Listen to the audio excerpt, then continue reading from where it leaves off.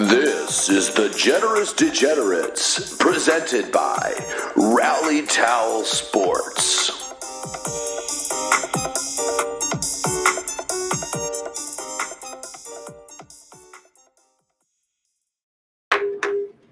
What is going on, Rally Towel Sports family? Happy March Madness Eve. We are the Generous Degenerates. I'm Aaron. That is Corey over there. We are also presented by Bill's Sports Mafia. Corey, how you doing, buddy?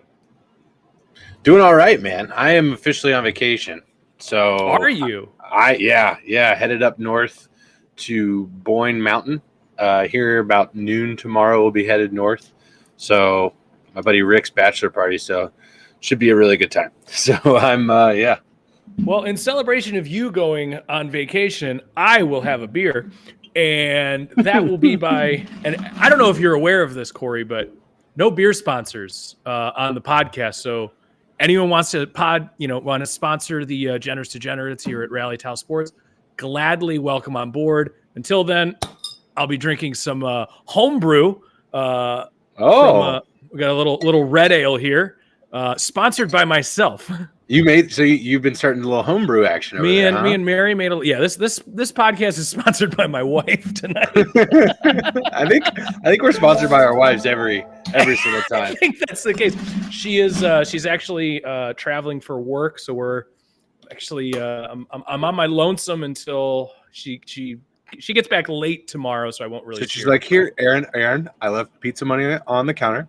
There's a growler of beer in the fridge.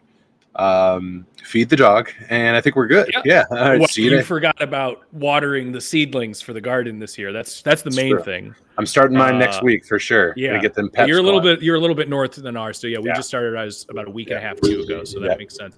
What is going on, Tez? Appreciate you guys joining us. So before we get to our regular scheduled, shout out to Primetime Carolina. Hit him up on Twitter as well. Came on in. Appreciate you dropping by. Potential future guest as well.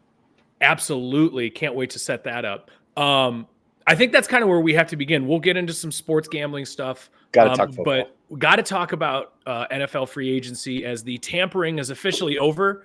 There's no more flirting at the bar. It's time to take the girls home. Yeah. Corey, what were you thinking? What stood out to you? What are the major moves that you've seen so far, and what's really caught your eye? I think I'd be remiss to not talk about the Chicago Bears, right? I think what they've been able to do in a short time, I believe Poole is their new GM now, so in the short time that he's taken over, I think that the moves that they've made have been positive. Obviously, I think that getting DJ Moore is huge, but not only that, continuing to add pieces are in and around that team to try and help Justin Fields be successful, building up the offensive line, things like that. Obviously, you're going to lose some through attrition and free agency as well. It's just a natural thing. But overall, I was pretty impressed by what they've been able to do as of right now. Now, what will that translate to on the field? TBD, right? Last year, the Broncos were the sexiest team in free agency, and we saw how well that went. So it's very easy as a fan, myself, a fan of the Bengals, sitting on their hands right now. They back-to-back AFC Championship games. You're allowed to sit on your hands a little bit, but the fan base is not okay with that. They're like, "Come on, we need to go." And it's almost like a Groundhog's Day thing, where it's like, guys, we do this every year. Like, what? Calm down. What's your kind of takeaway the first couple of days? To give you a little bit of solace here, Corey, as a fan of the Cleveland Browns, who constantly wins the offseason championship, it means nothing. So don't worry about that. You know what I mean? Like it feels. The problem is you're so void of any football news, feeling, or anything like that, or football's really, the Super Bowl was just over a month ago, so we're not that far removed from football. But there's just been this month-long void where you're like, I need it. You're kind of scratching yourself like Clayton Bigsby and asking yourself, where are our free agents? Tyrone Biggums, dude, not Clayton Bigsby. Clayton Bigsby's lips. He's a black white supremacist. Yeah. Wrong Chappelle Show reference. Yeah. Wrong one. My bad. Biggums. Anyways. As I digress there from a good point I thought I was making. It's just that you want that feeling of it, right? Yes. You just want to know that your team's doing something. It really, in the grand scheme of things, is not necessarily that important. Because some of those moves that you make that you think are home runs in the offseason end up being, flame outs. So Yeah, I wouldn't be too worried about it.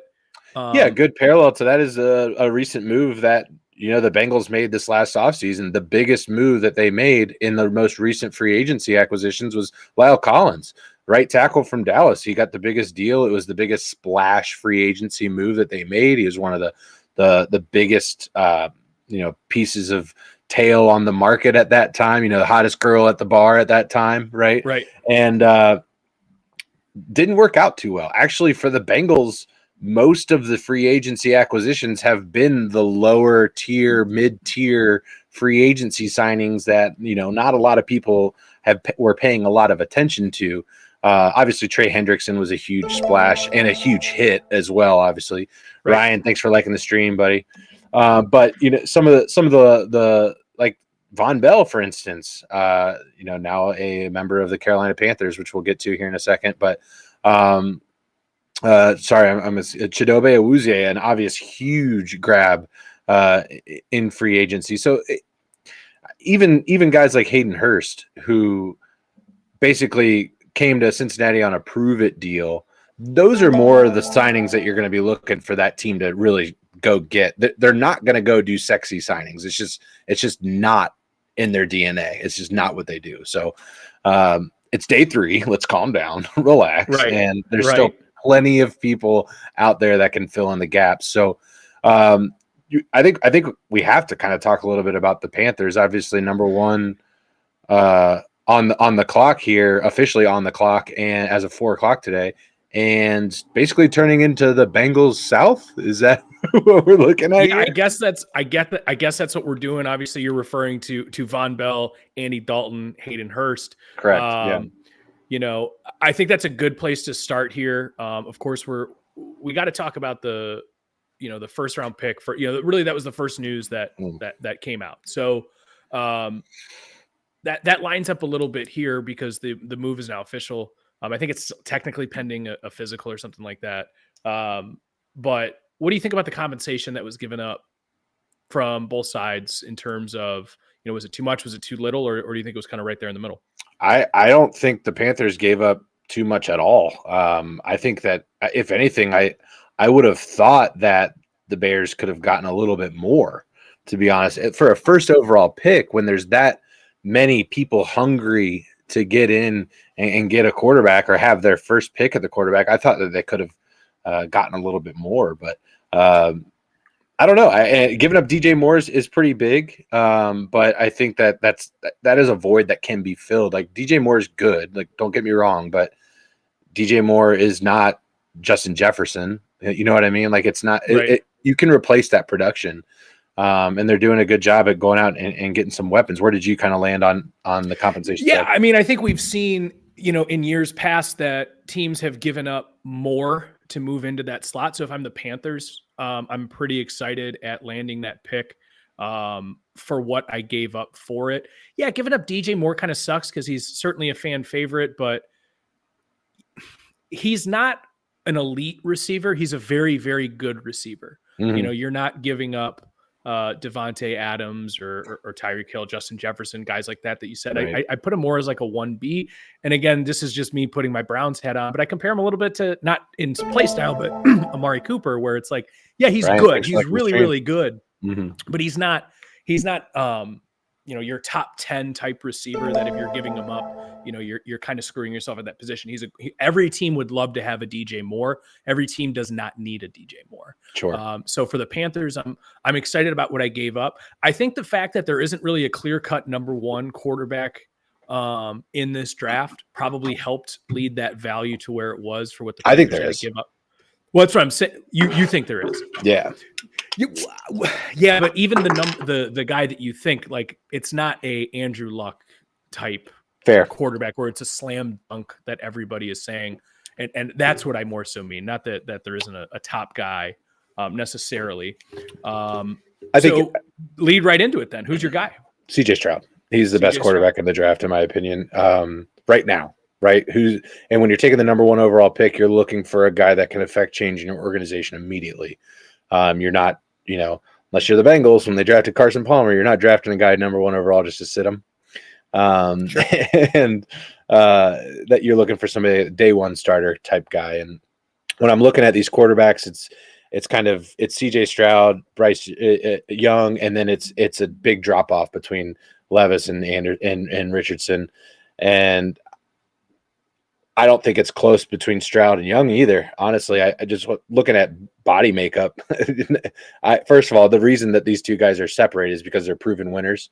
Levis and Richardson aren't that. They didn't demonstrate the ability to lead a team or carry a team through games. Quite the opposite, actually.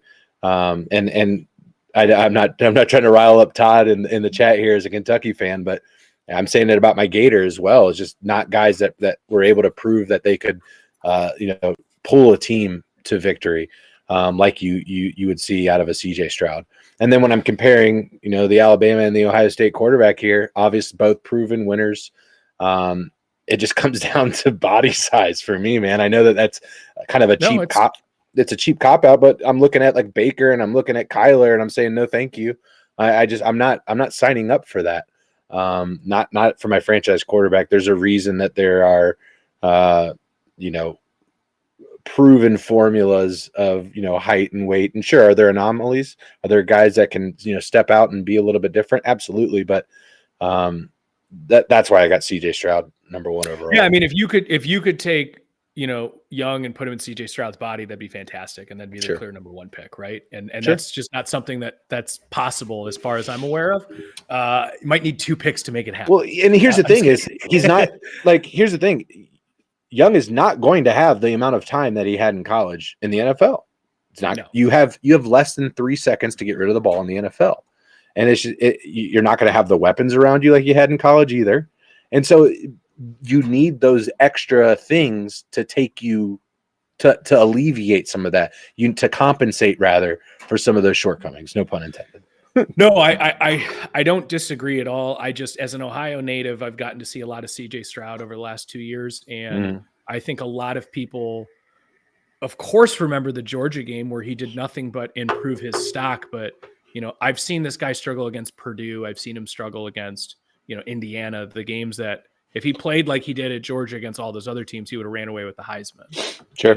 Now, on the flip side of that, I want to see my prospect playing best against the best talent on the field. Georgia is basically an NFL defense when it's all said and done. You got, what I mean? I'm not saying that, but all those guys are going to get drafted into the NFL, or get a shot at playing, and a lot of them first rounders. So that's great. I'm with you. I don't think there's a clear runaway by any means. I think, for the Panthers, they might not even know who their guy is at this point. I would find it hard to make that move without knowing for sure. But knowing what the price tag was, I don't think they gave up too much to move to number 1 to get your franchise quarterback. And my last point is, if it hits, you can never give up too much. Yeah, absolutely. Absolutely. I mean, there's a lot of people saying that they, with the deal coming so quickly after the combine, that it's Richardson. Like they see the parallels of Cam, and they want to rebuild that. Which, listen, I am a Florida Gator fan, and Primetime Carolina, if you're still in here watching with us, my note about Anthony Richardson is immediately after the season, I said on this program, Carl, thank you for liking the stream, man. Appreciate you. Immediately after the football season, I said that I think Anthony Richardson needs to return to the University of Florida for another year. And the reason for that is because he is so raw. Yes, he has tons of ability, athleticism to boot. I mean, look at his combine. But I think if he goes in day 1 as the starter and not Andy Dalton, that's like calling a guy up from the minors too early and he just gets rocked in his first appearance and he's just shook from then on out, i.e. Homer Bailey or something like that, right? To where flashes greatness, but overall just not what we expected out of this prospect. So if that's the plan, like, okay, this guy's a freak, we want him on our team, but let's sign Andy to 2 years let's let him sit behind Andy for a year, then I guess I don't know. I don't know what the plan is, but I do think that you have to have your mind made up, right, Aaron? Like, don't you have to know who your guy is? I would think so, but there's enough time between now and the draft that I don't think they're writing it in pen. I think they know who it is today. And primetime, we appreciate you coming by, man. The Panthers are in a unique situation here where that NFC South is really wide open right now. I actually thought I don't know, Derek Carr, man. and he might be the best quarterback in that division. I don't know at this point. I mean, we just saw by default with the Buccaneers. I know I'm not worried about that. If I'm Panthers fans know, obviously, that's not necessarily something you have to be worried about. But that division is wide open, and it doesn't look like that's going to change in the near future. Obviously, anything can happen. But what I really, really like about this move is, let's just say this was, whoever comes out in this draft is equivalent to what we're seeing out of Trevor Lawrence right now. You're running away with that division. You have the potential to run away with this division for a decade. So the quarterback is the most important position on the field. Do not really think they gave up too much to do it. You can have a fan attachment to DJ Moore, but that's just the cost of doing business. It's not going to hamstring him for years to come to provide him with, protection or guys to put around him. I really like what they did with it. I like that they went for it too. With the new owner down there, I think they've tried to pigeonhole this quarterback position when it comes to Darnold, when it comes to Baker.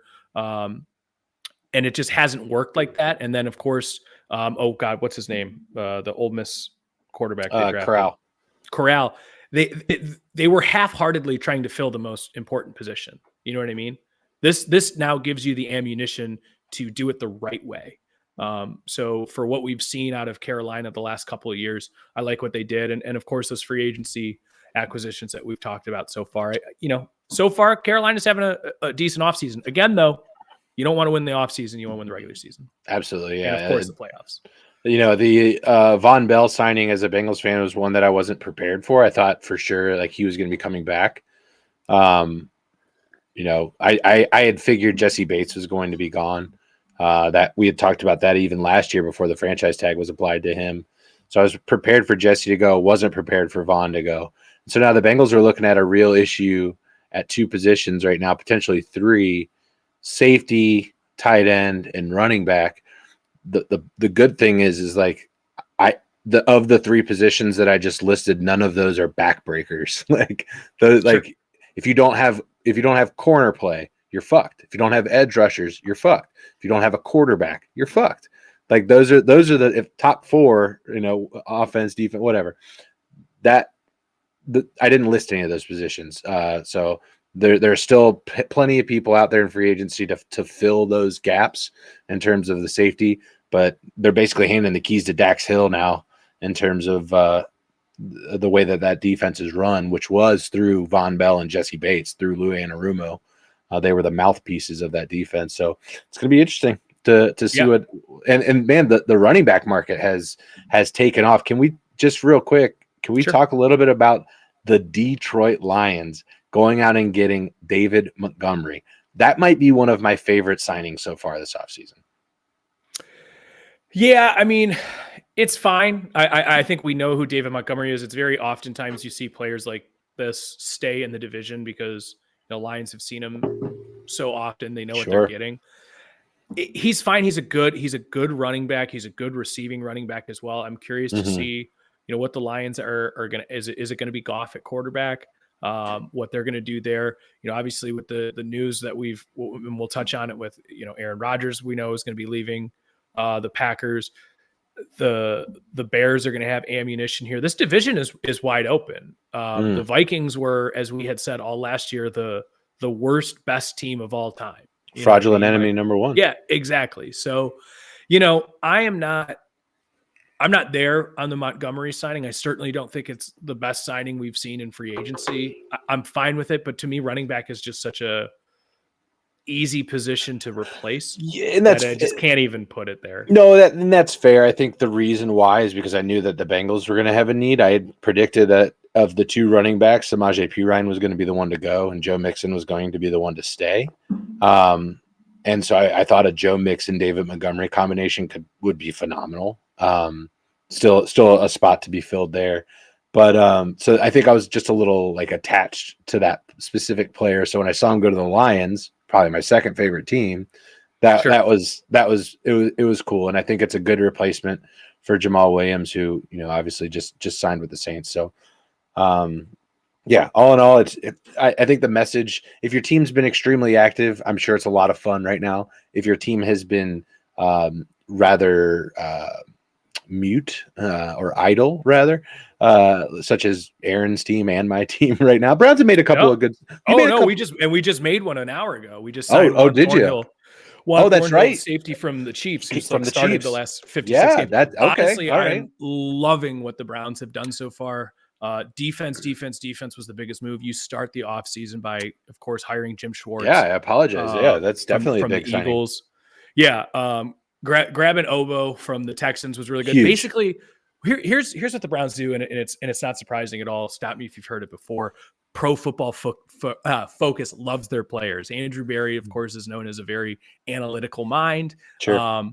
Obo got his first run of actually starting last year, and his win rate at the line of scrimmage, when you look at the names next to him, it's like Hendrickson, Garrett. It doesn't make he's the one of these is not like the other in there. Yeah. So you hope at the very least he's going to be a very good rotational guy who can come in. He reminds me of Carl Lawson, to be honest with you. Just a guy that you'd never hear about, but just performs so well on game day.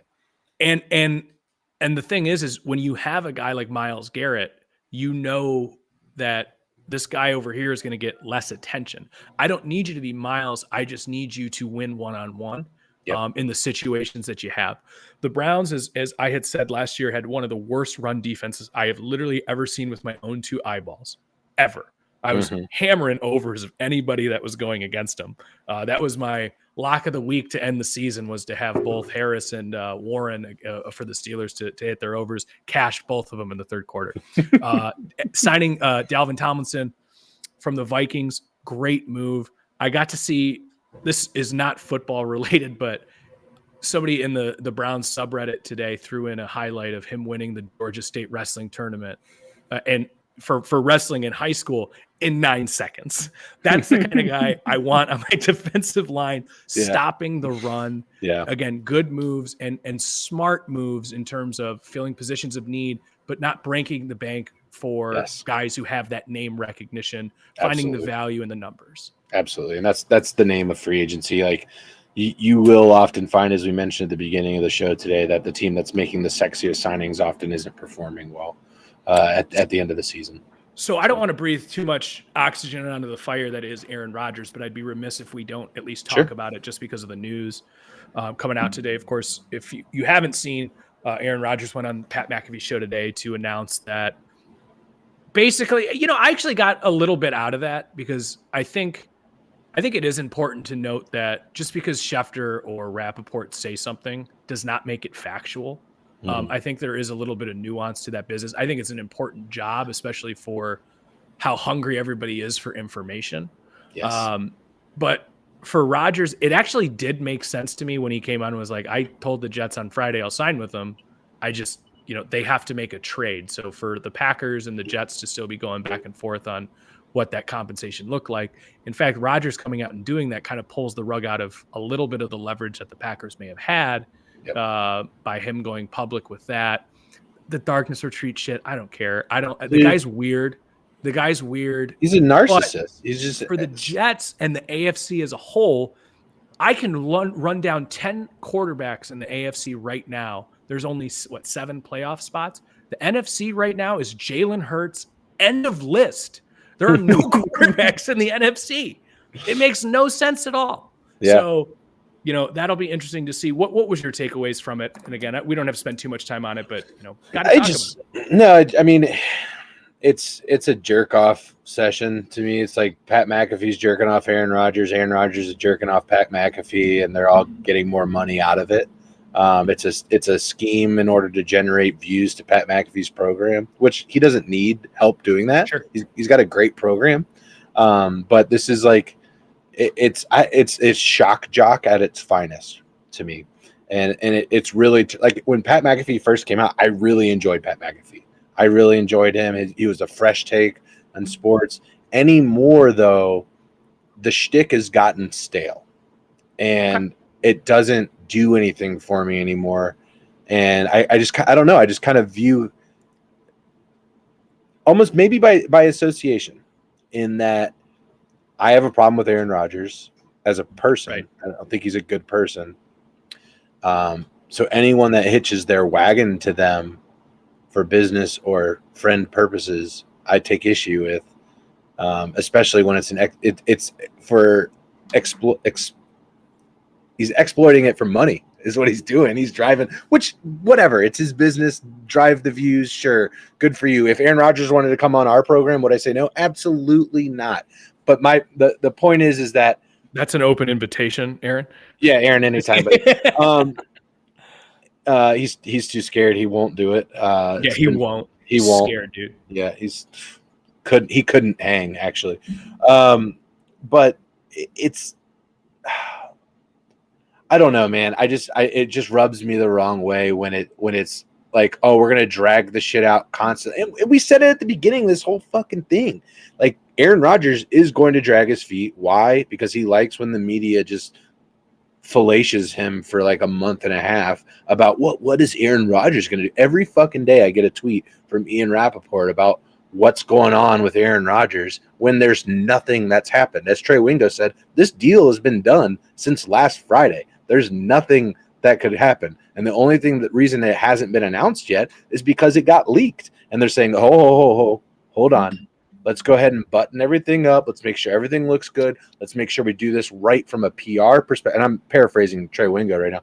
Let's get this right from a PR perspective and make sure that as a Packers organization, we send off Aaron in the right way, thanking him for the MVP seasons and the Super Bowl. Let's make sure we do this the right way. And from the Jets perspective, let's make sure that we receive it the right way. Let's make sure we have everything set up the way that we need to do it. But just ride off into the sunset. I can't wait for you to, lose wild card weekend. It's going to be fucking sweet.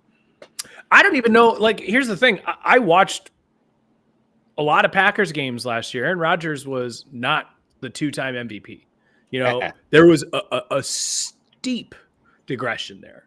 Not to mention, I like the Dolphins a lot in this division. I don't think the Bills are necessarily going anywhere from contending. I don't like the Bills as much as I did this past year. Right.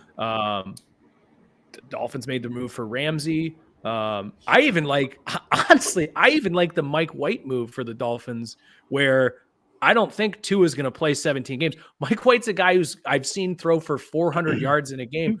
I've seen Tua just take quarterbacks to 400 yards just by running 200 of them.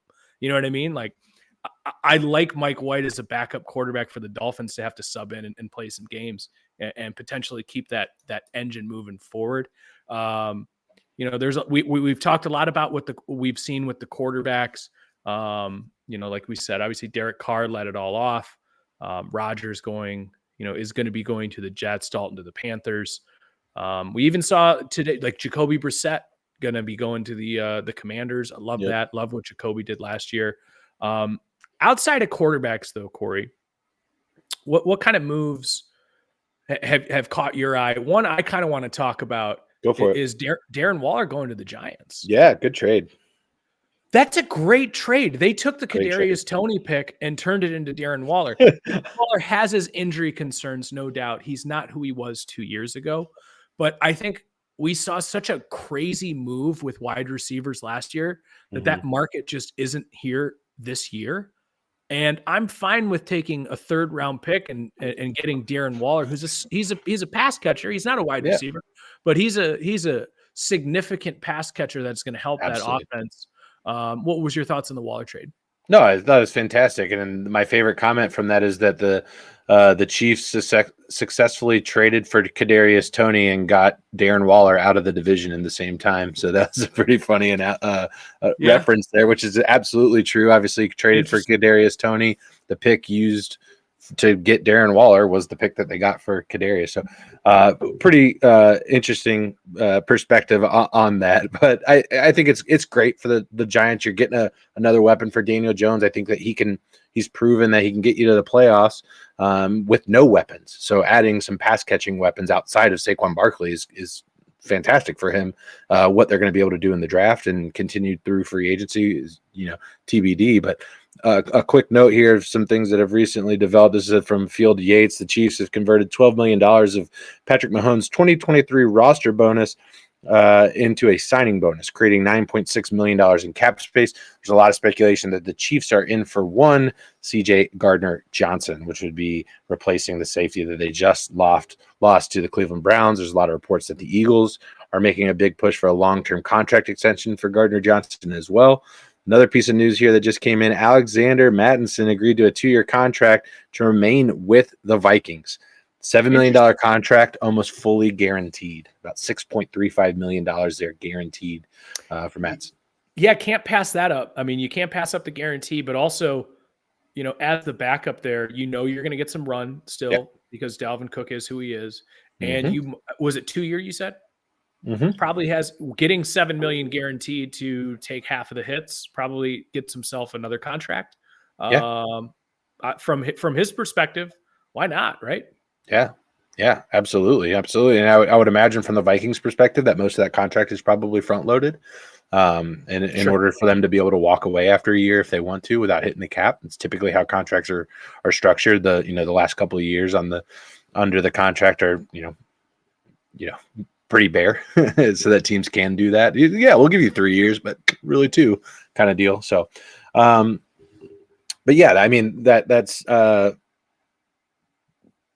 just some news on there. I want to kind of look through some of the running back market as a whole here. So obviously we've got David Montgomery going to the Lions, Jamal Williams with the Saints, Miles Sanders with the Panthers. Didn't talk about that earlier. It's another really good ad, I think, for the Panthers. Pretty good.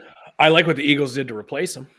Rashad Penny, yeah, fantastic. Actually, didn't they get Rashad Penny before Miles Sanders signed with the Panthers? So it was kind of but I think he was a free agent though. So it wasn't like a release inside. Yeah. Samaje Perine with the Broncos. I like with the addition of McGlinchey there at the Broncos, getting a guy like Samaje that likes to bang it between the tackles. It's going to be fantastic for the Broncos. And hats off to Samaje, a great Bengal. Glad that he was able to go get that contract.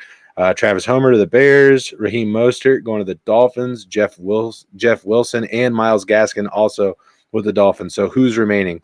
Well, it was Alexander Mattison before this. Obviously, Kareem Hunt, Devonta Foreman, Jerick McKinnon, Damian Harris, Devin Singletary, and Leonard Fournette. So as a I'm team, sticking with my prediction during the season that we had with the 4 of us that Kareem Hunt's going to go to the Bills. That makes sense. They're going to need to replace Singletary. It looks like he's probably going to be going elsewhere. They have James Cook, but they're going to want somebody. I want Devin Singletary. Yeah, I think the Bengals are certainly in the market for a running back. I mean, the thing too is you might see some players not sign until after the draft. Pretty good draft for running backs. Yeah, I mean, I might at this point take my chances. I think running back is I don't want to say easiest position to fill, but kind of. It kind of is, yeah. Absolutely. I don't need to pay for name brand. More name than game. Generic will do just fine. You don't need no intent to insult here, but you don't need a Jadeveon Clowney. Like, you know what I mean? Like the name is more than the game. Like that when you sign Jadeveon Clowney, you pay for the name of Jadeveon Clowney a little bit more so than what the actual production on the field is. And I think that would be the same if you were to sign like an Alvin Kamara. Same kind of deal. You would pay for more name than you would game. So yeah. All in all, it's already been a fun start to free agency. We've got a long fucking month ahead until the draft. I expect a whole lot more. I expect the guys that haven't been signed yet, a lot of feet dragging. they're going to take their time. A lot of guys that have been through the free agency cycle before, like, I'm going to take my time with it. I'm going to, make sure I'm making the right decisions. A couple of big names out there in the tight end market too, Mike Gesicki and Dalton Schultz. Those are huge names for teams that if they need tight ends, Cincinnati, that they're available. And who better to go to than a guy that has gotten 2 of his last tight ends paid than Joe Burrow and CJ Uzomah, and now Hayden Hurst getting a 3-year deal with the Carolina Panthers. I mean, you want to come to gritty school, Mike Gesicki? We can teach you how to do it properly. He'll figure it out. Aaron's no, don't. No, you don't have to do that. I like that we've made some moves here, and I prefer you guys don't make any. Yeah. And that's another move that we didn't talk about too in the division, of course. Patrick Peterson signing with Pittsburgh. I'm not too worried about that one because I think he's on the other side of the hill. But at the same time, him making a big play against my team won't surprise me at all. Yeah, absolutely. And I think that. It's not, but that's not a situation where they paid more name than game. There's like a $6 million deal for 2 years or something like that. It's super, super cheap. So a guy that, if anything if you say you draft a corner in this upcoming draft where, there are some good corner prospects out there, you draft a corner, that's a great veteran to learn under. You know what I'm saying? Mm-hmm. So especially if you're getting somebody in that 3rd, 4th round or something like that. Peterson's a day 1 guy that you can put in there, start to work in your rookie and get him some reps from, one of the best to do it in the last 10 years. Yeah. To tie this into, I guess a little bit on the gambling perspective, there is one move that for me as line wise has paid off so far it's still too early to make a bunch of NFL futures bets. But one of the moves that I did make because, we had talked about the Bears moving that first pick. I kind of anticipated that they were going to do so, which means that they're going to fortify their roster around Justin Fields. I put a little bit of action down on Justin Fields plus 3,000 to win MVP. Kind of in the same realm of when Lamar Jackson came out of nowhere to win MVP. I saw a lot out of Justin Fields last year, and of course, looking at the scope of the NFC now with Rodgers leaving that division, that line has now gone from plus 3,000 to plus 2,000. So I'm liking that. Anything's moving or shaking for you so far? It's still way too early, and I don't mean to put you on the spot, but obviously we're going to see the Jets line, move a ton for a Super Bowl or even division winner. Anything from free agency that makes you lean a little bit towards a team that you like? Yeah, but before the draft, obviously the only one that would make sense to me is Jets to win the AFC East. Just based on value. I think that defense has been fantastic. It's going to continue to be fantastic. Alan Lazard is a huge addition to that wide receiver room, going to do nothing but help Garrett Wilson. Breece Hall, let's not forget what he was able to do before he went out with a season-ending injury. Yep. And if you're able to put, let's say, one more weapon around Aaron Rodgers, one more really, a solid weapon that can produce on the wide receiver side, you're starting to look like Elijah Moore. Yeah. I mean, not nothing to scoff at, but you got rumors that OBJ might be coming to the Jets and stuff like that. So yeah, that's one of those late. I was going to bring that one up. That if that does happen, he's a during training camp type signing where he's like, I'll miss all those preseason games, all that shit. It's like, I'm working out. Look at me, kind of guy. Yeah, right. And then I'll show up, right before preseason, and we'll get in there and get this done. But if that happens, and that, I mean, they have to be an obvious contender for that division, right? I think obviously the Dolphins have to be respected. Patriots are a huge question mark. And the Bills, I think they were a bit exposed last year in the playoffs. And so we'll keep an eye on it. If at the end of the day, the Bills end up winning that division again, I'm not going to be shocked. But from a value perspective, I would say Jets to win the AFC is probably one of my favorite futures right now. Sure. Yep. Well, let's shift gears here a little bit, Corey, and talk, a little degenerates. Yes. Last week, it looks like we finished 11-7-1 in NHL, NBA 13-9. Love to see that. Love to see winning weeks.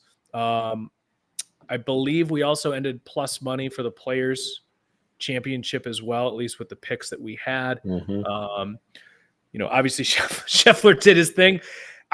We were pretty dead on too on predicting what the winning final score would be.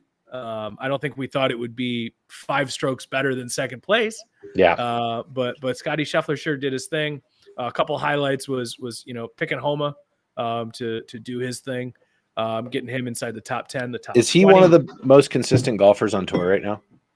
I mean, outside is Scheffler and right. And I would say Rahm too. It's just him missing the cut for the Arnold Palmer, and of course having to withdraw for sickness. I was going to say the next real thing is going to be the Masters. I'm going to be all over him, top 10, just because I think you're going to get a little bit of value out of the fact that he basically missed the cut the last 2 tournaments. Oh, so you're saying that the juice will be really nice. For I think you'll get more value than if he finished this even in the top 20. Right. But of course I think he was going to make the cut. But yeah, in terms of consistency, Homa's right up there. I mean, there's a lot of guys that are certainly consistent. But golf is just such an inconsistent game, so it's just hard to define. Even Scotty Scheffler was what, plus 900 or something like that to win. Like, you don't get, it's really hard to pick the winner. It's really hard to pick the difficult winner. Which is why the top 5s, the top 10s, the top 20, top 40 are great bets to make.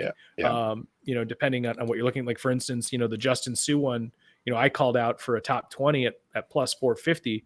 I just think golf gives you some of the best value in betting. As long as you're kind of paying attention to the field a little bit.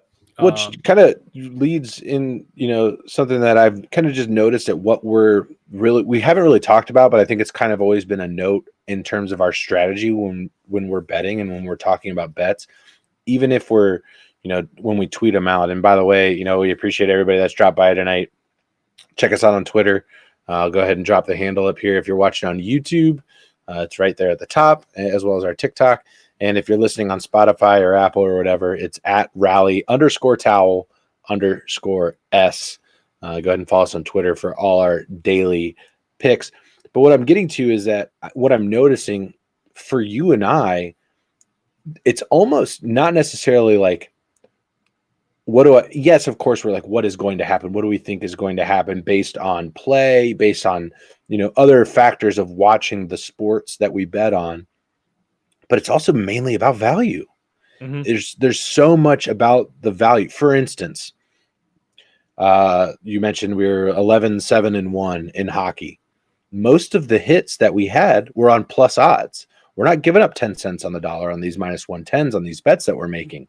So a lot of the strategy, and Aaron, you've mentioned you've not been able to get this bet on your sports book. So I'll just, Caesars, if you want to sponsor us as well, go ahead. But on Caesars, I've been able to identify a money or a minus 1.5 bet for a team, drop that down to -1, which is essentially a money line bet with the opportunity to push, still at plus odds. So when we're winning 11 out of 7 bets, we're coming out on top clearly, especially when we're getting plus 106, plus 120 on some of these instances. So I've just really noticed value has been a huge driving factor. And obviously with golf, it's one of the most value-driven betting platforms. Yeah, and on the NBA side, it's identifying your plays early. One of the ones is an example from last week that we tweeted out was the over-under in the Phoenix Golden State game, where it was 239.5 and it closed at 234.5. The total in that game was 235. Had we waited to see how the line was going to move, we would have lost that bet. I jumped on that thing early, tweeted that thing out the night before saying, we're getting on this now. I said, I think the line closes at 237.5, and it closed 3 points even below that. So when you can anticipate money going on one side, and of course, when you're going to bet on a game that is nationally televised, expect that line to move a little bit more aggressively. So it's kind of learning those type of trends as well. Again, had I waited for the next day, and that's the other thing too, is don't be afraid to, if you see the line move against you, to not bet that. Had I seen it, and I would have been like, yeah, but I still I like the under. I didn't like it that much. I'll tell you that. I don't think I would have, if I see a line move 5 points overnight, I'm probably staying away from that. So, again, that's just an example of where every point counts in a game. So just kind of some strategies and trends that we've been seeing, and of course are able to take advantage of. Anyone has any other betting strategies like Corey has put up here, please drop them in the chat. Want to move on to March Madness a little bit here. Yeah, man. Of course, it is it's technically not, because I know it's like the first. That shit does not count. Doesn't count. They didn't really get into the tournament yet. So they're not in. They're it's not like the playing games in the NBA. Those aren't playoff games. Yeah. They're playing I don't games. even know. Yeah, they're playing games. Qualifying matchups. Couple things to go over here. Corey, you've been a little bit more on top of college basketball than I have. Kind of our NBA guy here. I love basketball though. I've kind of dived, 2 feet in here just to make it interesting. But this is bettor's paradise. It is. There is games going on all the time for 4 straight days. St. Patrick's Day is on Friday. It's going to be wild. Oh my God. Corey, tell me, you're going to be at a bachelor party. I'm sure you're not going to be watching any basketball or gambling. So what kind of picks are you looking at? What are we looking at? What are we looking at for the round of 64? So for the round of 64, what I have really based a lot of my bets on currently is not necessarily been matchups.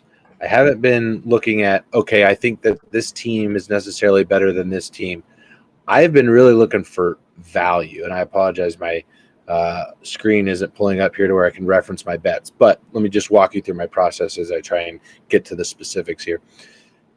My process is basically looking for and identifying spreads of 1 to 3 points, 1 to 4, maybe 4.5 points, where I've already identified in my bracket or something like that a team that could very easily upset and come out on top, or a team that isn't favored, that I think there's a lot of value in a money line bet on this team.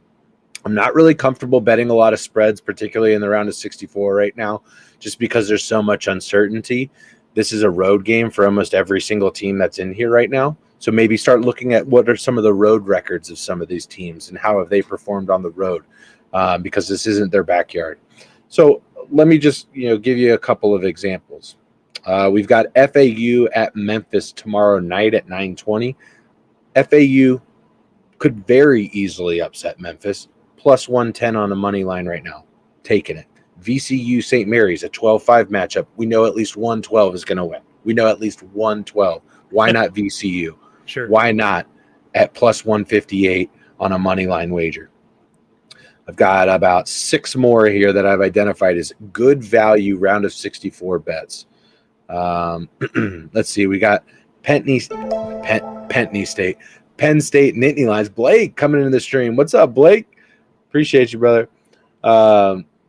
Also a Bowling Green State University alumni. That's right. Talons up, baby. You do that so well. Penn State Nittany Lions over Texas A&M plus 126. Okay. Northwestern, they're a favorite, but I just really like the value at a minus 125. I think they're going to walk through Boise State, so I took that one as well. Iowa over Auburn. Big Ten, not a big fan of Big Ten betting past the round of 64. Round of 64, they're usually really good unless they're playing Oral Roberts, right? But other than that, round of 64, the Big Ten is usually really effective. So I'm taking Iowa at even money there on a money line bet.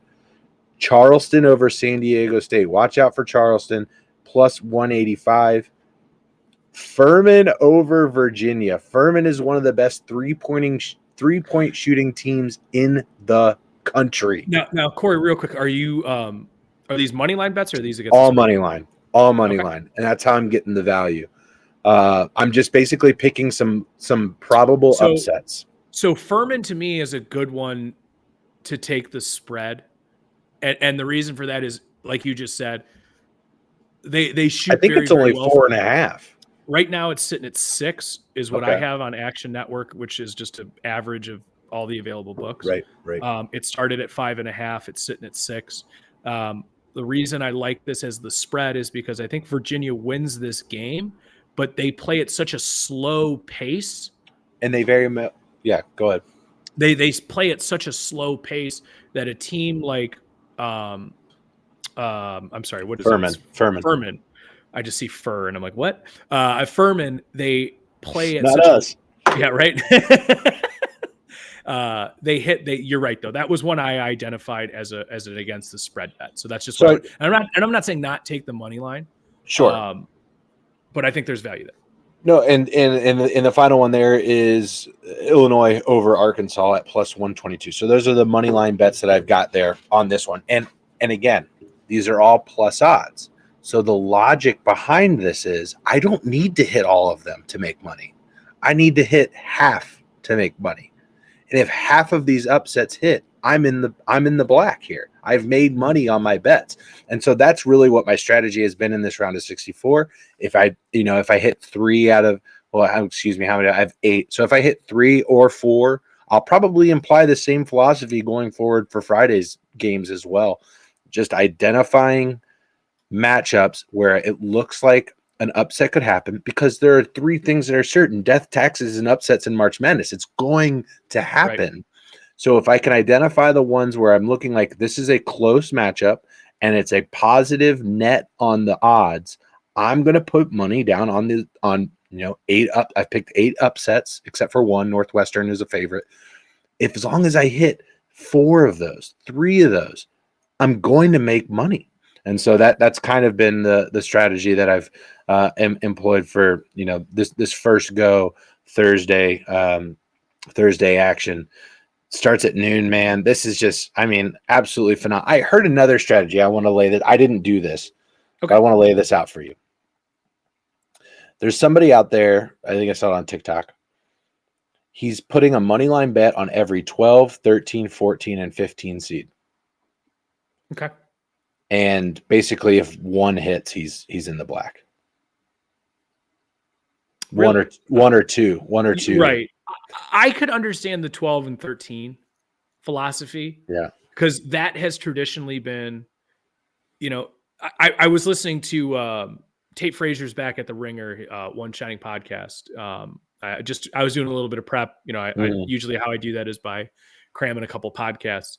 And he made a really, really good point, because the 4-13 matchup has been just as overwhelming, at least in terms of upsets, that he just described the 5-12 as the matchup that just gets better PR, right? Like you can actually get a little bit better value out of betting the 13s because it's a 13-4, the money line is going to be skewed a little bit more towards that 13 seed.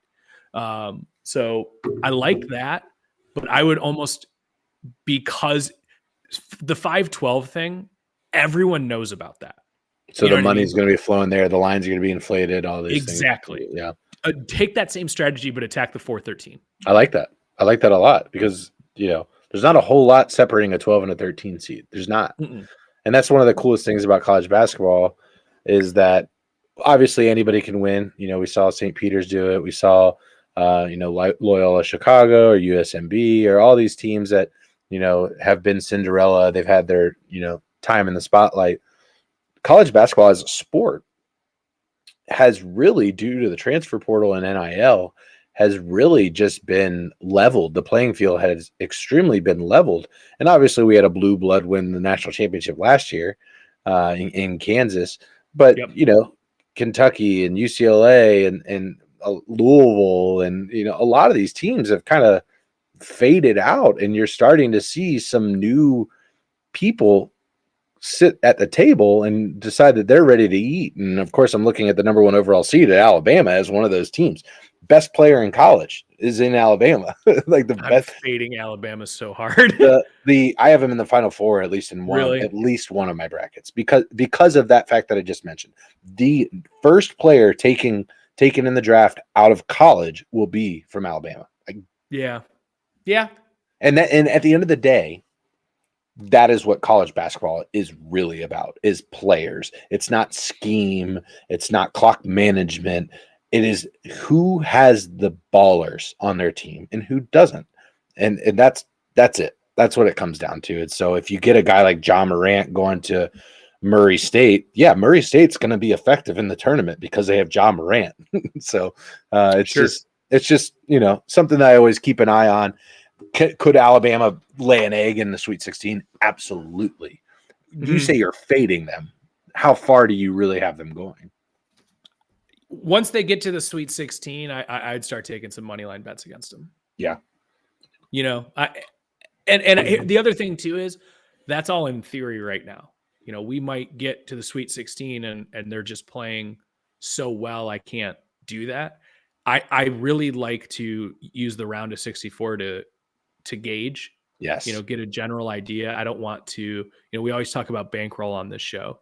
I don't want to use a lot of bankroll on Thursday and Friday. I want to at least let my eyes touch the screen here and see what I'm looking at, because once it comes to tournament time, the play just gets so much different. Yep. You have guys playing in, again, every game here for the most part is an away game. They're playing in stadiums that oftentimes are a lot bigger than the one that they're playing in. That's always a strategy in the Final Four, is to take the under, because they're playing in football stadiums and the sight lines are, way off, and it's hard to gauge that back, that clear backboard and your depth perception, certain things like that. So for the first round, what I'm doing and the strategy that I'm employing here, Corey, is I'm taking teams that play a very slow pace. And by that, I mean utilizes the shot clock and Texas Tech style. Yeah, exactly. That are getting double-digit points.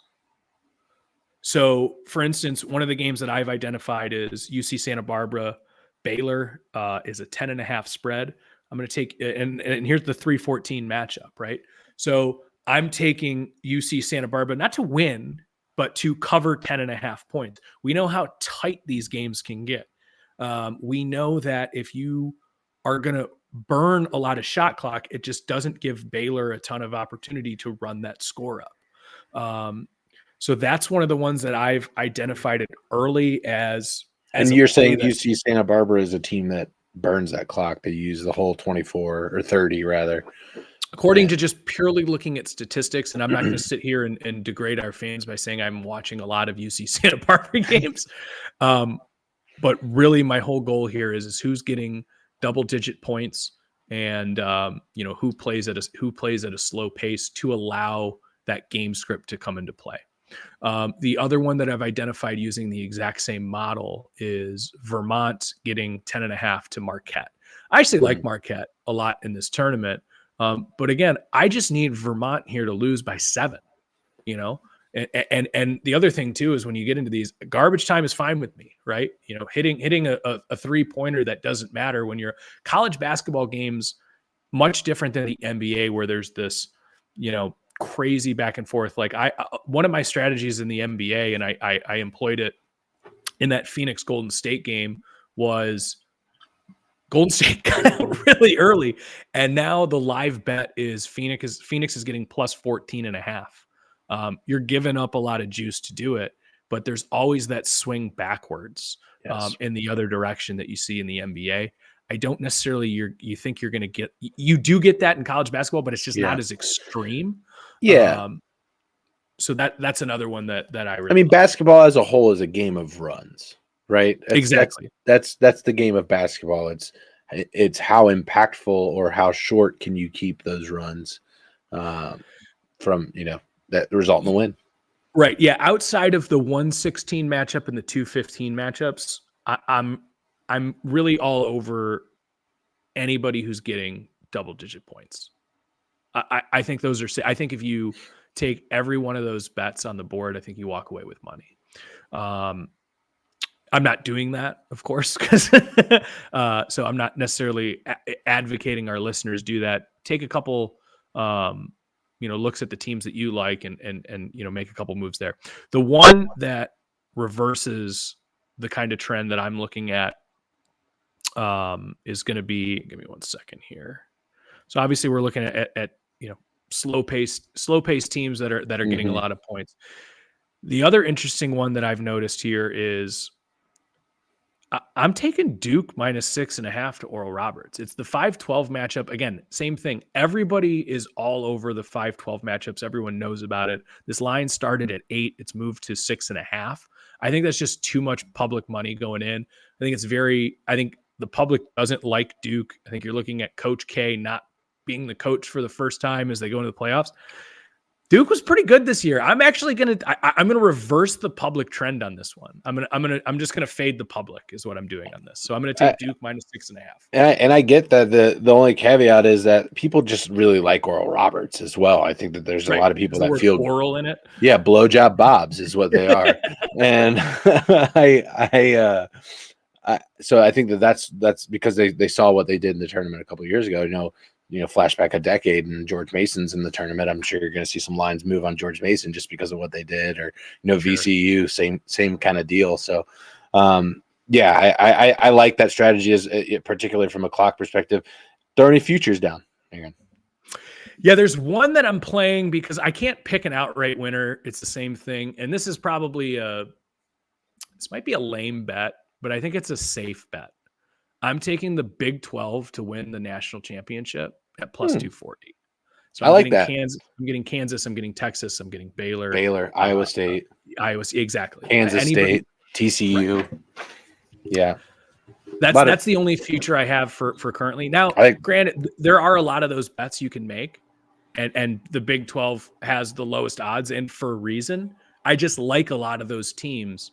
And again, at +240 odds, I put 2 units down on it to hopefully get a little bit of a return here. So I've got 4 national champion futures. Got Kansas to repeat. I've got UConn. I've got UCLA, and I've got Creighton. Needless to say, from a value perspective, let's go Blue Jays. Let's go Blue Jays.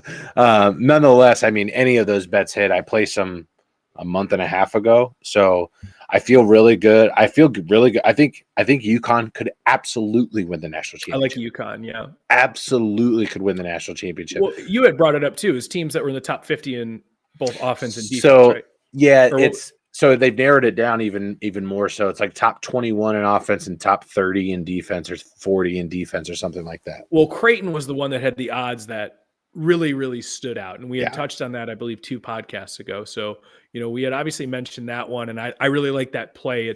Again, what we're trying to do is extract value when we can find it. Mm-hmm. Yeah. And I did a 2.5 unit on every one of those futures. Kansas, I've got question marks because I don't really think that they have that big presence that they had last year to really make an impact. Mm-hmm. UConn, really, really like. UCLA, just have questions. Just have questions because they made it to their conference final, but got beat by Arizona. It gets to Arizona there, and they've lost 13 points a game, probably their best defender. With an Achilles injury. So just questions about UCLA and whether or not they can go the distance. But I went 3 pedigree picks and 1 long shot pick.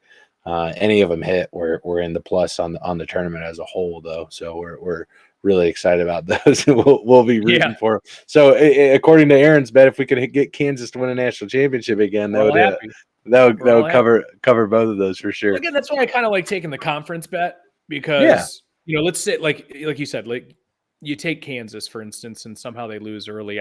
I'm still now, all right, well, let's go to the other side of the bracket and root for Baylor. You know what I mean? So I like that for the long-term entertainment of the tournament. Yeah. Anything else you want to touch on here for March Madness? We're obviously going to have tons of rolling content for this as it goes. Live bets on the Twitter. Again, make sure you're following us at rally_tal_s.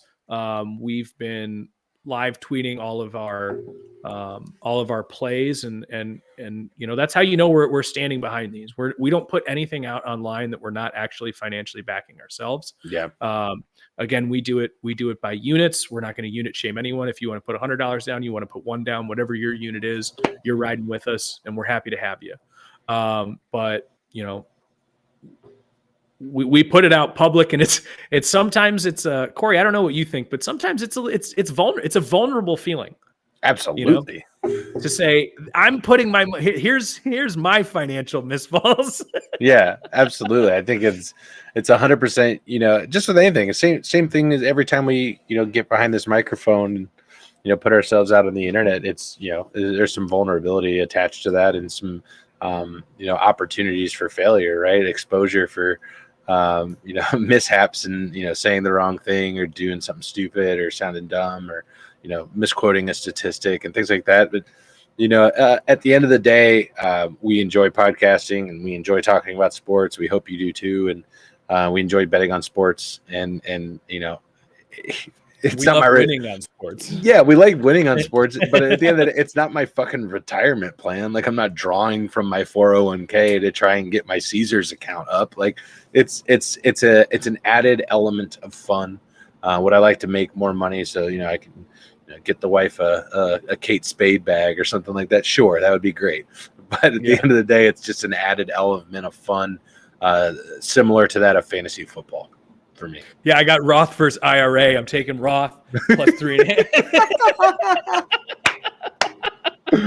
Oh my God. Dude. All right. Anything else you want to touch on for March Madness before we move on to some other stuff here? Oh, you got more for me. I'm ready, man. I got a couple more beers in here. Let's get this party going. We got a classic mailing red ale here on ice. We're ready to pop too. So a couple other things I just wanted to touch on here.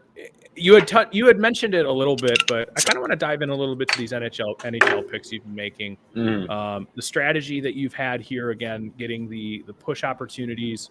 Again, 11-7-1 in the last week here on NHL. We're going to keep putting those out. As somebody for like myself, I'm not a huge hockey guy, but as we said, betting on what's going on.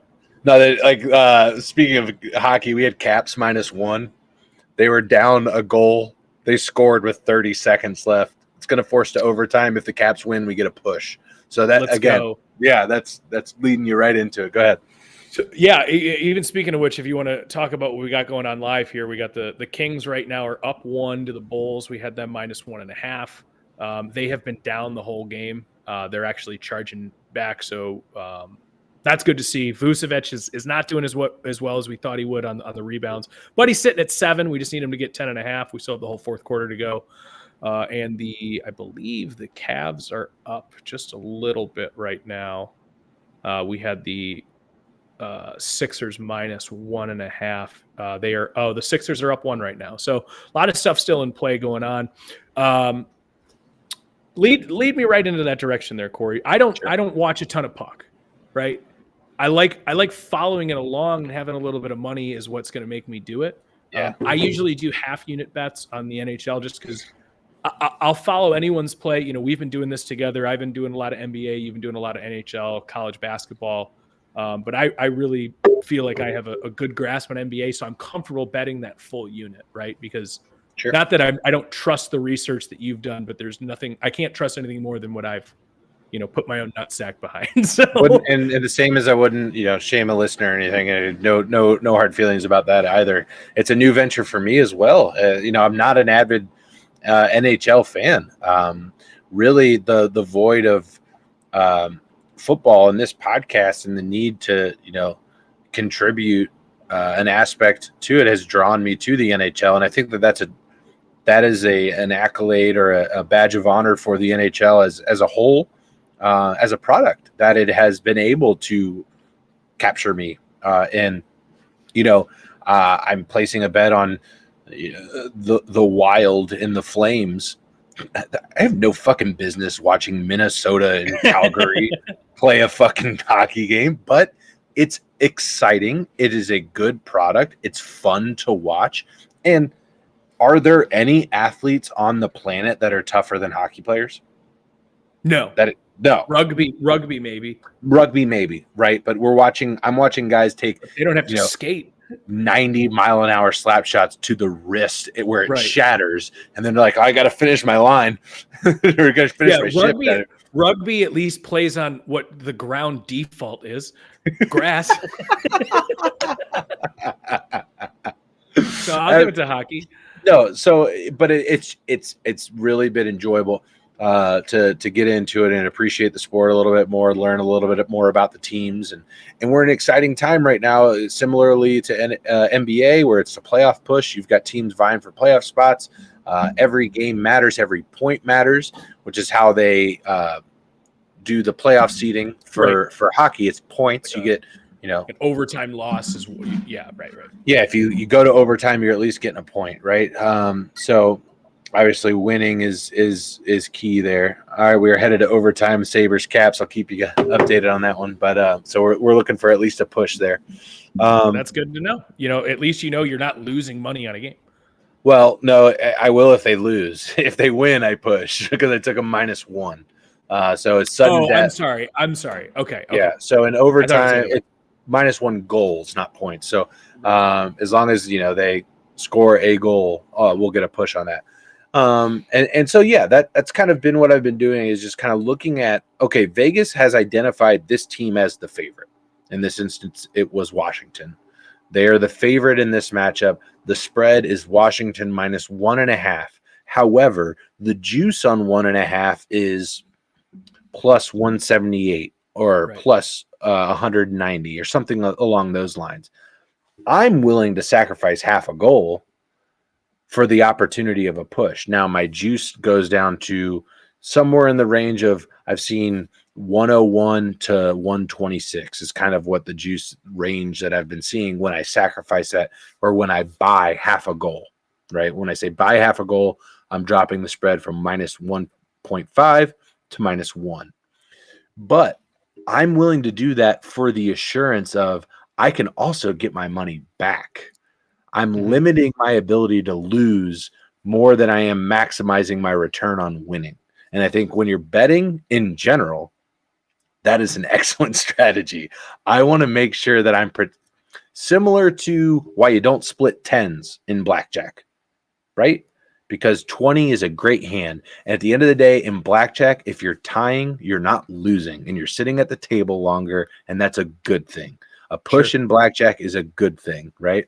So yeah, that has been the strategy as of late. And as the record indicates, we're 11-7-1. Yeah, we've been throwing some overs and unders in there. And that's a great thing about hockey. We touched on this a little bit about how, like, a primetime NBA game, lot of eyes, a lot of money being thrown. That line is going to move, right? That doesn't happen in the NHL too often. Yeah, you'll see the over under move a little bit, but the lines, it's more so the juice. That's what I've noticed in the NHL is the juice. And that's where you can kind of capitalize on those. All right, they've already identified that this person's the favorite, but if everybody's sitting there slamming the plus 1.5, that minus 1.5 is going to get jacked up to like a plus 180 or something like that, to where you can basically take a money line bet, opportunity of a push with plus odds. Yeah, you're not getting outside of a minus 105 or a minus 115.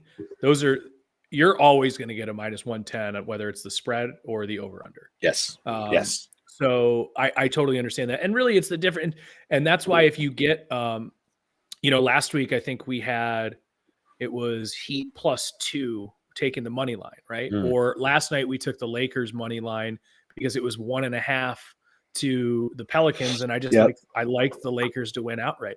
If you like a team to win, great, just take the money line. You don't need the points to give. It's much different to handicap in hockey as it is to the NBA, because for the most part, it seems to, in my limited view of it, the over under is always going to be 6.5 for the most part. It moves some to 6, some to 7. Some to 5.5. You could see a couple 5.5s out there. That seems like a very good number that they're comfortable at. They'll adjust the juice accordingly. Yeah. 6.5 is definitely almost typically the opening line on every single over under on the hockey games. Now, if you're getting, teams that have, either just shut down defenders, or they don't have a good power play or something like that. Yeah, hot goalie or something like that. Then you're going to see like a 6 or a 5.5. On the other side of that, you're seeing a team like Boston that's just lighting the lamp every fucking 5 minutes. Right. You're going to see a 7 out there as well. So, the great thing about hockey is it's super streaky as well. It looking more so We've referenced Action Network a couple of times in the show. Mm-hmm. One so tonight. Action Network gives you the option to look at last 10 games. Looking at, I basically put it by hand over the last 10 games. I'm looking at the last 5. Hockey is very streaky. You notice it every single time you get into the NHL playoffs. The NHL, if you're in the playoffs, you can win. And I draw that comparison back to the NBA. No one thinks an 8 seed can win the finals. No one at all. There's basically 3-4 teams max that we really, maybe 5 teams that we think, now that the East a little bit more convoluted and the West kind of a little bit up for grabs, that we really think can win the NBA finals, right? Out of the East, I think clear favorites are the Bucks and the Celtics, right? I think, and then the Nuggets. Sure. Are there any other teams that we're really looking at? The Nuggets are really flaming out right now, but yeah, you're right. I mean, would you mention the Kings? I'm sorry. I didn't mention the Kings. I think the Kings are being slept on. So I don't think they have the playoff experience necessarily. But I think that I so you putting a future on it? Now. Am I putting a future on it? I get some good value there. No, I'm not. But here's the thing: I don't really like. Come on, future. I really don't love those. I have a future on the Nuggets to win, but I used a $25 free bet on it. You know, so yeah, like I'm not really a big pick the champion type guy. And that's the thing about, like, with the NHL being so streaky, and I do think there is a little bit about, like, Damian Lillard just talked about this on JJ Redick's podcast, and I think it kind of draws a good comparison between the mentality of the player in the NBA versus that of the NHL, and maybe that a little tied into the toughness. I think there's guys that, like, take nights off. Like, the regular season doesn't matter. Like Damian Lillard said, the regular season doesn't matter to a lot of these guys. That I don't see that in the NHL. You have guys on teams that have no fucking chance of going to the playoffs, diving in front of 90-mile-an-hour slap shots to the goal and just taking it right to the gut. Like that, right. On the other side, where you've got guys on a breakaway and nobody's even running down the court, there's, whatever. I'll save my juice, or I'm going to take a night off and, save myself for the big, TNT matchup or something like that. So I don't know. It's that allows me to kind of look at the raw data and make a more informed decision. I can take any emotion out of it and just look at, okay, what has happened, because I'm likely to get that same kind of result, when the puck drops. No, I like it. And it's interesting for me, especially to hear, just because I've said this about hockey a lot in my life, is every time I've watched it, I've had a really good time enjoying it. I'm just a Cleveland sports fan, and we don't have a professional team. We have the Blue Jackets, of course, in Columbus, but it's different. It's just. So do you have ESPN Plus? I don't. So having children, and a wife that likes Disney, the Kardashians. Right, so Hulu. So I've naturally, in a sports fiend, I've naturally had that bundle where I got the Disney Plus, Hulu, ESPN Plus, and so I get almost every game. And right, I would just encourage anyone, especially as we get close to the playoffs. Playoff hot, like, there is nothing. If you want an easy way to get into the NHL, watch the Stanley Cup playoffs. Just watch the play there, because anyone can win. Look at what the Rangers did last year. They went to the Eastern Conference Finals. They had no business being in the Eastern Conference Finals, but it's just anybody can catch fire, get streaky, get a goalie that's playing great, keeping things out of the net, cleaning things up in front, and they can just really, really go on a run. So it's a lot of fun. The NHL playoffs are. So I'm looking forward to that getting going here. NBA playoffs. What are we, fucking 2 weeks away? Where are we at with that? We're they got about 16, 15 games left. Okay, so about 4 weeks away. So yeah, we're going to be, because March Madness, which technically bleeds into April, will have wrapped up. I believe it's the end of the regular season is April 9th. 9th, yes. Yeah, I think you're right on that one. April 9th. I'm going to only know that because I have a couple futures bets, and that's the date it puts down there. So yeah, we'll be getting into that, and then of course then you got the play-in starting and the playoffs going. I'm feeling pretty good about the NBA right now.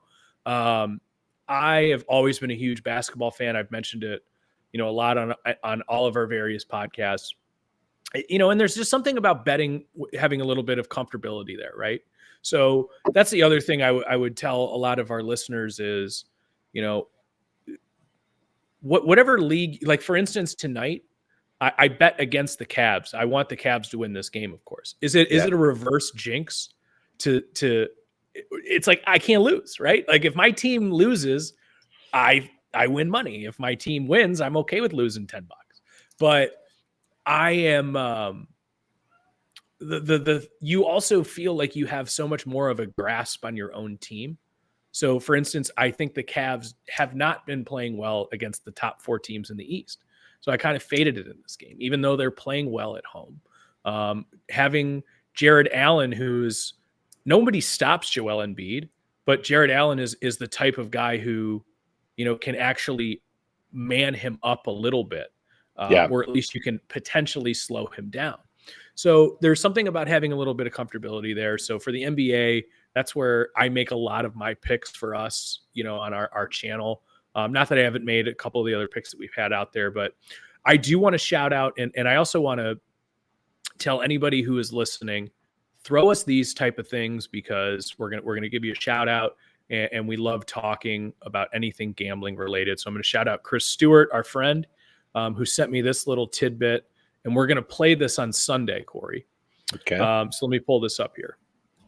So Chris does a good amount of sports gambling. I nickname him the Parlay King because he's the only person I see who constantly hits these things. He's the Adam Dunn of sports betting. Yeah, he's the Adam Dunn of sports betting. It pisses me off sometimes. I'm like, damn, that ball got hit really far. But he doesn't show me the strikeouts either. So anyways, what's going on?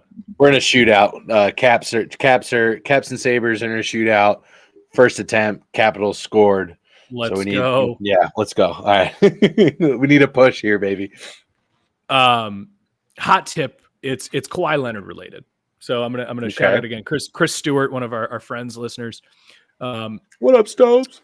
What's going on, Stobes? He's basically recommending to hit Kawhi Leonard's points 30, not over under, but the alt total of 30 plus. When looking at his game. So for games that the Clippers have more than 2 days off, his game log, Kawhi Leonard, when the Clippers have had more or 2 days off or more, are 38, 34, 44, 33, 33, 36, and 31 on 2 days rest. With only three times has he fallen short of 30. One of those games was 29 points, and the other 2 times were his first 2 games back from injury. Go ahead, Corey. You looked like you had something you wanted. Caps just scored again. Let's go, baby. Keep going. Keep riding. Let's go. Come on. So the next 2 times that this is going to happen are the next 2 Saturdays, where they go against the Orlando Magic and the New Orleans Pelicans. Those are 2 teams that I would trust that the Clippers are going to beat the shit out of. Yeah. Put up points on the board, certainly. So again, want to shout out Chris there. These are odds that you can typically get for around the plus 140, plus 160, because his over under usually around 26, 27. So we're going to alt up to get some positive juice on our end here. Yeah. And we're going to take Kawhi Leonard. We're certainly going to do it Saturday. We appreciate the trend. Shout out, Chris. Fantastic, so we're going to play that with you. Fantastic. And just a note, Caps just won in a shootout. We pushed on the -1. That's why you take that bet. When I'm getting plus odds on a -1, it's just giving me the security of being able to push. I felt like the Caps were going to win that game. Vegas thought the Caps were going to win that game, but I'm getting plus odds on a -1 and an opportunity to push. You just can't say no to that. You can't say no. On the NBA side, we're looking pretty good too. How's Philly looking right now? Philly right now is up 108.99. We have them -2. I got a -2.5. Okay. We'll keep How an the eye Kings on that. looking? How the Kings looking? The Kings are up 3 right now. We have them -1.5. I got them -1. Yeah, or I think we did have -1. I apologize. Yeah. And Vucevic is sitting. sitting with 9 rebounds right now. Let's go, Boosie.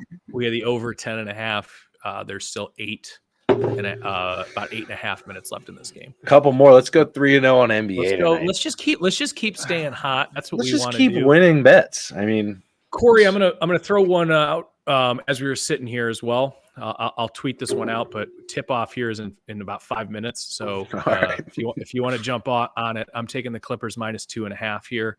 Looking at the Golden State Warriors, the Clippers are 3 straight against the spread. Golden State is a good team, obviously, but they just have what is the stat here? Their overall record against the spread on the road is 9-24. You're getting them at -2.5 right now? Yeah, that's what I'm getting to. Okay. I'll ride with you, homie. We're going to ride with that. I'm going to tweet it out. That's going to end it for us, guys, tonight. Unless, Corey, there's anything else you wanted to touch on.